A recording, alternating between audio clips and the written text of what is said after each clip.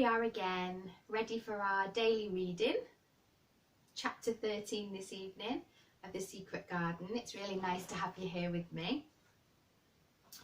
I don't know about you, but I was thinking just before I picked up my book how nice it's been to follow Mary and how far she's come already from that angry, sour-faced, she was described as, I think, little girl that arrived at Misselthwaite Manor. Already it feels like she's come a long way. She's got 4 people she likes, and hearing her describe the secret garden and how excited and jubilant she seems anytime she describes it is really making me feel quite full of joy myself. So we're picking up chapter 13 today, and it's called I Am Colin.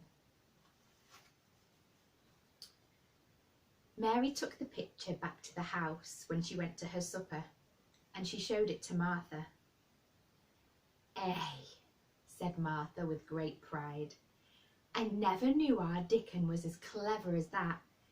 That there's a picture of a mistle thrush on a nest as large as life and twice as natural." Then Mary knew Dickon had meant the picture to be a message. He'd meant that she might be sure he would keep her secret. Her garden was her nest, and she was like the mistle thrush. Oh, how she did like that queer common boy. She hoped he would come back the very next day, and she fell asleep looking forward to the morning. But you never know what the weather will do in Yorkshire, particularly in the springtime. She was awakened in the night by the sound of rain beating with heavy drops against her window. It was pouring down in torrents, and the wind was wuthering round the corners and in the chimneys of the huge old house. Mary sat up in bed and felt miserable and angry. "The rain is as contrary as I ever was," she said. "It came because it knew I did not want it." She threw herself back on her pillow and buried her face. She did not cry, but she lay and hated the sound of the heavily beating rain. She hated the wind and its wuthering.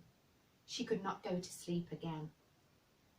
The mournful sound kept her awake, because she felt mournful herself. If she felt happy, it would probably have lulled her to sleep. How it wuthered, and how the big raindrops poured down and beat against the pane. "It sounds just like a person lost on the moor and wandering on and on crying," she said. She'd been lying awake, turning from side to side for about an hour, when suddenly something made her sit up in bed and turn her head toward the door, listening. She listened and listened. "It isn't the wind now," she said in a loud whisper. "That isn't the wind. It's different. It is that crying I heard before." The door of her room was ajar, and the sound came down the corridor, a far-off, faint sound of fretful crying. She listened for a few minutes, and each minute she became more and more sure. She felt as if she must find out what it was. It seemed even stranger than the secret garden and the buried key. Perhaps the fact that she was in a rebellious mood made her bold. She put her foot out of bed and stood on the floor. "I am going to find out what it is," she said. "Everybody is in bed, and I don't care about Mrs. Medlock. I don't care." There was a candle by her bedside, and she took it up and went softly out of the room. The corridor looked very long and dark, but she was too excited to mind that. She thought she remembered the corner she must turn to find the short corridor with the door covered with tapestry, the one Mrs. Medlock had come through the day she lost herself. The sound had come up that passage. So she went on with her dim light, almost feeling her way, her heart beating so loud that she fancied she could hear it. The far-off faint crying went on and led her. Sometimes it stopped for a minute or so and then began again. Was this the right corner to turn? She stopped and thought. Yes, it was. Down this passage and then to the left and then up 2 broad steps and then to the right again. Yes, there was the tapestry door. She pushed it open very gently and closed it behind her, and she stood in the corridor and could hear the crying quite plainly, though it was not loud. It was on the other side of the wall and at her left, and a few yards farther on there was a door. She could see a glimmer of a light coming from beneath it. The someone was crying in that room, and it was quite a young someone. So she walked to the door and pushed it open, and there she was, standing in the room. It was a big room with ancient, handsome furniture in it. There was a low fire glowing faintly on the hearth, and a nightlight burning by the side of a carved 4-poster bed hung with brocade. And on the bed was lying a boy, crying pitifully. Mary wondered if she was in a real place, or if she'd fallen asleep again and was dreaming without knowing it. The boy had a sharp, delicate face, the colour of ivory, and he seemed to have eyes too big for it. He had also a lot of hair, which tumbled over his forehead in heavy locks, and made his thin face seem smaller. He looked like a boy who had been ill, but he was crying more as if he were tired and cross than if he were in pain. Mary stood near the door with her candle in her hand, holding her breath. Then she crept across the room, and as she drew nearer, the light attracted the boy's attention, and he turned his head on his pillow and stared at her, his grey eyes opening so wide that they seemed immense. "Who are you?" he said at last, in a half-frightened whisper. "Are you a ghost?" "No, I am not," Mary answered, her own whisper sounding half-frightened. "Are you one?" He stared and stared and stared. Mary could not help noticing what strange eyes he had. They were agate grey, and they looked too big for his face because they had black lashes all around them. "No," he replied after waiting a moment or so. "I am Colin." "Who is Colin?" she faltered. "I am Colin Craven. Who are you?" "I am Mary Lennox. Mr. Craven is my uncle." "He is my father," said the boy. "Your father?" gasped Mary. "No one ever told me he had a boy. Why didn't they?" "Come here," he said, still keeping his strange eyes fixed on her with an anxious expression. She came close to the bed, and he put out his hand and touched her. "You are real, aren't you?" he said. "I have such real dreams, very often. You might be one of them." Mary had slipped on a woolen wrapper before she left her room, and she put a piece of it between his fingers. "Rub that and see how thick and warm it is," she said. "I will pinch you a little if you like, to show you how real I am. For a minute I thought you might be a dream too." "Where did you come from?" he asked. "From my own room. The wind wuthered so I couldn't go to sleep, and I heard someone crying and wanted to find out who it was." "What were you crying for?" "Because I couldn't go to sleep either, and my head ached." "Tell me your name again." "Mary Lennox." "Did no one ever tell you I'd come to live here?" He was still fingering the fold of her wrapper. but he began to look a little more as if he believed in her reality. "No," he answered. "They daren't." "Why?" asked Mary. "Because I should have been afraid you would see me. I won't let people see me and talk me over." "Why?" Mary asked again, feeling more mystified every moment. "Because I am always like this, ill and having to lie down. My father won't let people talk me over either. The servants are not allowed to speak about me. If I live, I may be a hunchback, but I shan't live. My father hates to think I may be like him." "Oh, what a queer house this is," Mary said. "What a queer house. Everything is a kind of secret. Rooms are locked up and gardens are locked up. And you, have you been locked up?" "No, I stay in this room because I don't want to be moved out of it. It tires me too much." "Does your father come and see you?" Mary ventured. "Sometimes. Generally when I'm asleep. He doesn't want to see me." "Why?" Mary could not help asking again.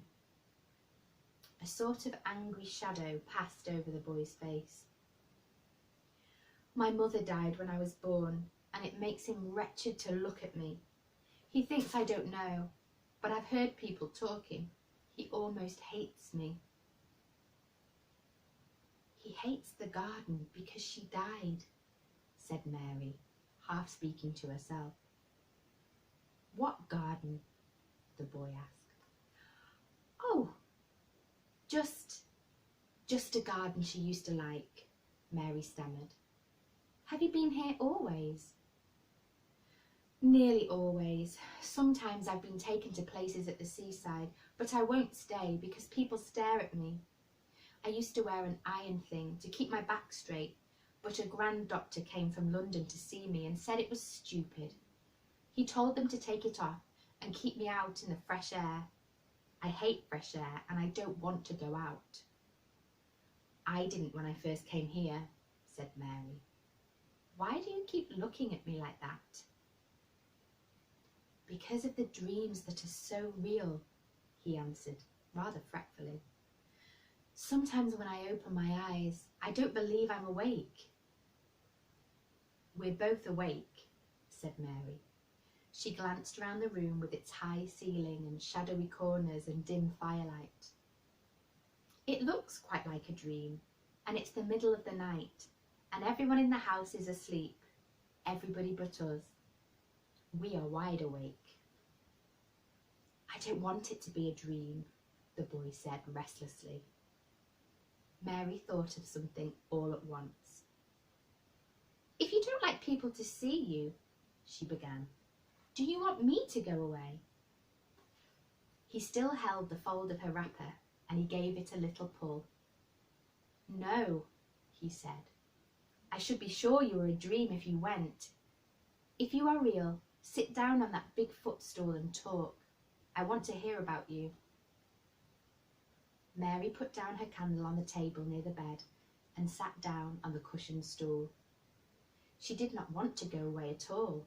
She wanted to stay in the mysterious, hidden-away room and talk to the mysterious boy. "What do you want me to tell you?" she said. He wanted to know how long she'd been at Misselthwaite. He wanted to know which corridor her room was on.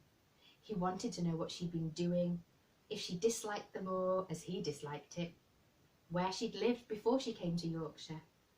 She answered all these questions and many more, and he lay back on his pillow and listened.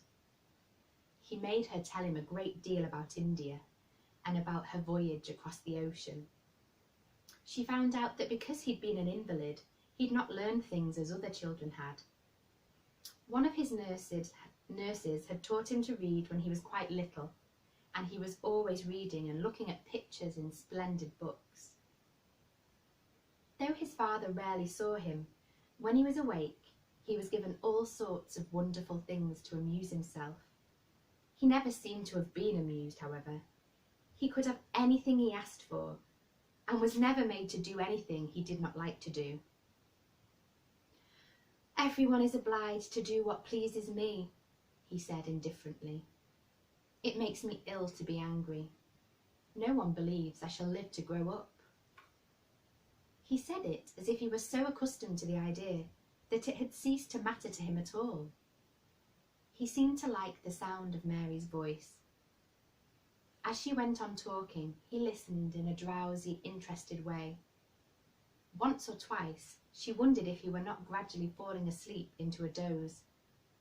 But at last, he asked a question which opened up a new subject. "How old are you?" he asked. "I am 10, answered Mary, forgetting herself for the moment. "And so are you." "How do you know that?" he demanded in a surprised voice. "Because when you were born, the garden door was locked and the key was buried, and it has been locked for 10 years. Colin half sat up, turning towards her, leaning on his elbows. "What garden door was locked? Who did it? Where was the key buried?" he exclaimed, as if he were suddenly very much interested. It was the garden Mr. Craven hates," said Mary nervously. "He locked the door. No one knew where he buried the key." "What sort of a garden is it?" Colin persisted eagerly. "No one has been allowed to go into it for 10 years, was Mary's careful answer. But it was too late to be careful. He was too much like herself.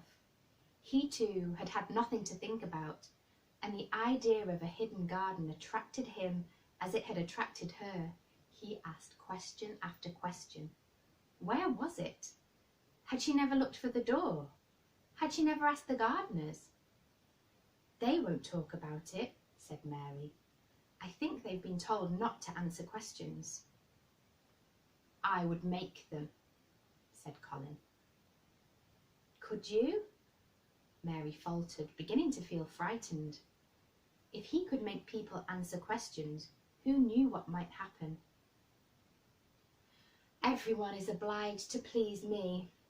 I told you that," he said. "If I were to live, this place would sometime belong to me. They all know that. I would make them tell me." Mary had not known that she herself had been spoiled, but she could see quite plainly that this mysterious boy had been. He thought that the whole world belonged to him. How peculiar he was, and how coolly he spoke of not living. "Do you think you won't live?" she asked, partly because she was curious, and partly in hope of making him forget the garden. "I don't suppose I shall," he answered, as indifferently as he'd spoken before. "Ever since I remember anything, I've heard people say I shan't. At first they thought I was too little to understand, and now they think I don't hear. But I do. My doctor is my father's cousin. He's quite poor, and if I die he will have Misselthwaite when my father's dead. I should think he wouldn't want me to live." "Do you want to live?" inquired Mary. "No," he answered in a cross, tired fashion. "But I don't want to die. When I feel ill, I lie here and I think about it until I cry and cry." "I have heard you crying 3 times, Mary said, "but I did not know who it was. Were you crying about that?" She did so want him to forget the garden. "I dare say," he answered. "Let us talk about something else. Talk about that garden. Don't you want to see it?" "Yes," answered Mary, in quite a low voice. "I do," he went on persistently. "I don't think I ever really wanted to see anything before, but I want to see that garden. I want the key dug up. I want the door unlocked. I would let them take me there in my chair. That would be getting fresh air. I am going to make them open the door." He had become quite excited, and his strange eyes began to shine like stars, and looked more immense than ever. "They have to please me," he said. "I will make them take me there, and I will let you go too." Mary's hands clutched each other. Everything would be spoiled, everything. Dickon would never come back. She would never again feel like a missel thrush with a safe hidden nest. "Oh, don't do that," she cried out. He stared as if he thought she'd gone crazy. "Why?" he exclaimed. "You said you wanted to see it." "I do," she answered, almost with a sob in her throat. "But if you make them open the door and take you in like that, it will never be secret again." He leaned still farther forward. "A secret?" he said. "What do you mean? Tell me." Mary's words almost tumbled over one another. You see, she panted, "if no one knows but ourselves, if there was a door hidden somewhere under the ivy, if there was, and we could find it, and if we could slip through it together and shut it behind us and no one knew anyone was inside, and we called it our garden and pretended that we were missel thrushes and it was our nest, and if we played there almost every day and dug and planted seeds and made it come alive—" "Is it dead?" he interrupted her. "It soon will be if no one cares for it," she went on. "The bulbs will live, but the roses—" He stopped her again, as excited as she was herself. "What are bulbs?" he put in quickly. "They are daffodils and lilies and snowdrops. They're working in the earth now, pushing up pale green points because the spring is coming." "Is the spring coming?" he said. "What is it like? You don't see it in rooms if you are ill." "It is the sun shining on the rain, and the rain falling on the sunshine, and things pushing up and working under the earth," said Mary. "If the garden was a secret and we could get into it, we could watch the things grow bigger every day and see how many roses are alive. Don't you see? Oh, don't you see how much nicer it would be if it was a secret?" He dropped back on his pillow and lay there with an odd expression on his face. "I never had a secret," he said. "Except that one about not living to grow up. They don't know I know that. So it is a sort of secret, but I like this kind better." "If you won't make them take you to the garden," pleaded Mary, "perhaps... I feel almost sure I can find out how to get you in sometime, and then, if the doctor wants you to go out in your chair, and if you can always do what you want to do, perhaps we might find some boy who would push you, and we could go alone, and it would always be a secret garden." "I should like that," he said very slowly, his eyes looking dreamy. "I should like that. I should not mind fresh air in a secret garden." Mary began to recover her breath and feel safer, because the idea of keeping the secret seemed to please him. She felt almost sure that if she kept on talking and could make him see the secret in his mind as she had seen it, he would like it so much that he could not bear to think that everybody might tramp into it when they chose. "I'll tell you what I think it would be like if you could go into it," she said. "It has been shut up so long, things have grown into a tangle, perhaps." He lay quite still and listened while she went on talking about the roses which might have clambered from tree to tree and hung down, about the many birds which might have built their nests there because it was so safe. And then she told him about the robin and Ben Weatherstaff, and there was so much to tell about the robin, and it was so easy and safe to talk about it, that she ceased to feel afraid. The robin pleased him so much that he smiled until he looked almost beautiful, and at first Mary had thought that he was even plainer than herself, with his big eyes and heavy locks of hair. "I did not know birds could be like that," he said. "But if you stay in a room, you never see things. What a lot of things you know. I feel as if you had been inside that garden." She did not know what to say, so she did not say anything. He evidently did not expect an answer, and the next moment he gave her a surprise. "I am going to let you look at something," he said. "Do you see that rose-coloured silk curtain hanging on the wall over the mantelpiece?" Mary had not noticed it before, but she looked up and saw it. It was a picture of soft silk hanging over what seemed to be some picture. "Yes," she answered. "There is a cord hanging from it," said Colin. "Go and pull it." Mary got up, much mystified, and found the cord. When she pulled it, the silk curtain ran back on rings, and when it ran back, it uncovered a picture. It was the picture of a girl with a laughing face.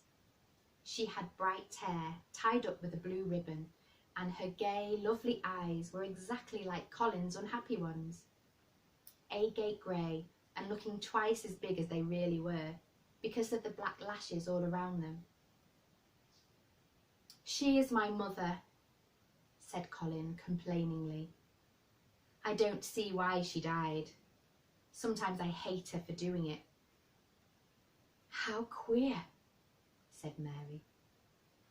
"If she had lived, I believe I should not have been ill always," he grumbled.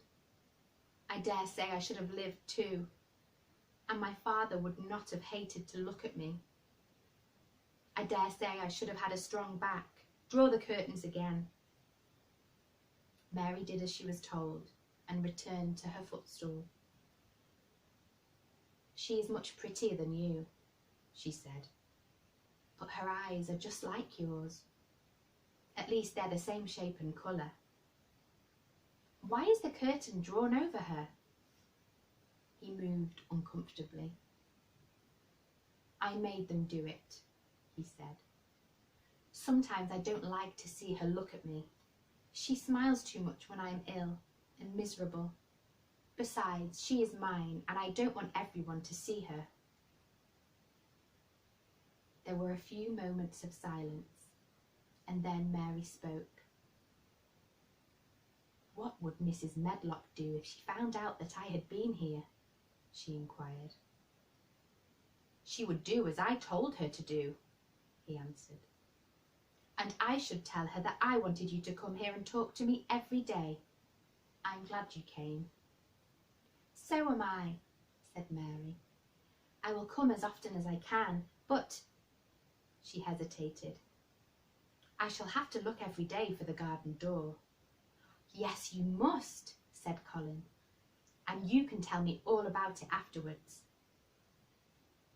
He lay thinking for a few minutes, as he had done before, and then he spoke again.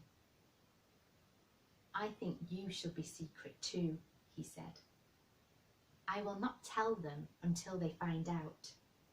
I can always send the nurse out of the room and say that I want to be by myself. Do you know Martha?" "Yes, I know her very well," said Mary. "She waits on me." He nodded his head towards the outer corridor. "She is the one who is asleep in the other room. The nurse went away yesterday to stay all night with her sister, and she always makes Martha attend to me when she wants to go out. Martha shall tell you when to come here." Then Mary understood Martha's troubled look when she had asked questions about the crying. "Martha knew about you all the time," she said. "Yes, she often attends to me. The nurse likes to get away from me, and then Martha comes." "I have been here a long time," said Mary. "Shall I go away now? Your eyes look sleepy." "I wish I could go to sleep before you leave me," he said rather shyly.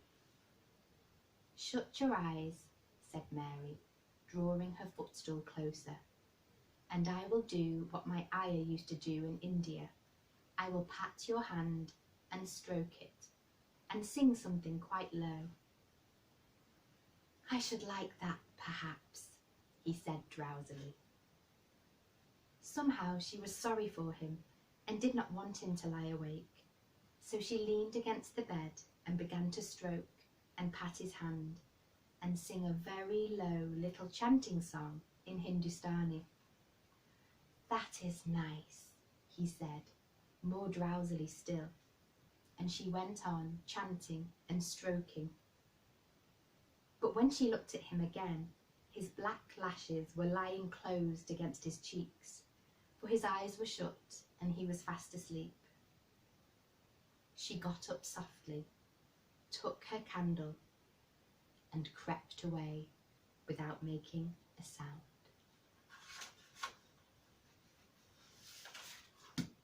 And that's the end of chapter 13. What a lot of revelations. We know now where the crying's coming from. A cousin locked away in mysterious Misselthwaite Manor. The mysteries just keep on coming. What a strange house. Mary said that, didn't she? A house full of secrets. How long will Mary be able to keep that secret garden a secret? Because she's almost let slip, hasn't she? Join me tomorrow and we'll read on. Thank you.